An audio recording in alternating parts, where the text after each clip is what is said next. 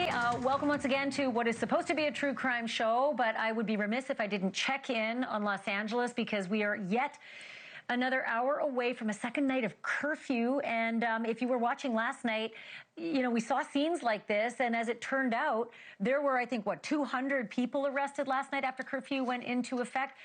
Mostly today, things were pretty peaceful, but these are the scenes that we've been watching as we get ready for yet another curfew that's, like I said, just about an hour away. And also, we just got word that there is this showdown outside of City Hall between police and protesters. They were given a 10-minute dispersal. These images are never good, especially when it's still daylight. And I say that because I've been around the block when it comes to a lot of these riots, and usually things get ugly like this when the nightfall comes. The action usually gets going when it's dark. Let's just listen for a bit.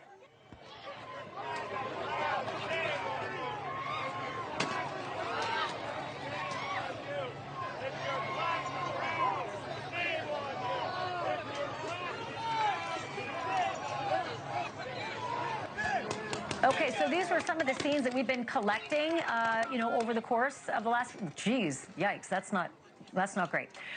Let me get to Alex Capriello up live, and Alex, maybe you could just put into context some of the images that we've been looking at, that you know our crews have been collecting as they've been all around the downtown part of LA today.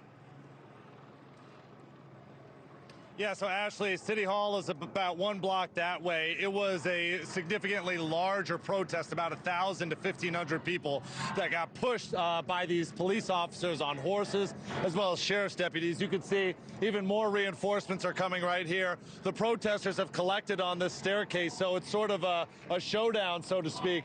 Face to face, eye to eye. Horses still here on the street, the protesters standing their ground on the steps, sort of baiting the police officers to try to bring those horses up here. We're going to see exactly what the tactic is. Throughout the course of these last few days, when I've been watching these police tactical activity, it's typically something where they actually sort of bring reinforcements and surround them from the backside, flank them, and then slowly they push on, and that's how they're able to make those mass arrests. You know, upwards of 200 that were collected just around last night after curfew. So we're going to see exactly how this plays out, but I would say that there are, as far as I could tell, more police officers here on scene than there are protesters. But again, there's somewhere around 1,000 or so that were just here about 20, 30 minutes ago. Not sure exactly where they're going. Hoping to get some more aerial footage to find out what their path is, if they plan on going back to the federal building or if they've dispersed for the night. But for right here, outside of City Hall, a one-on-one showdown, Ashleigh. Well, you know, we're like 57 minutes to curfew. I remember checking in with you at this time last night, and there didn't seem to be this much kinetic energy going on. It seemed a lot more peaceful.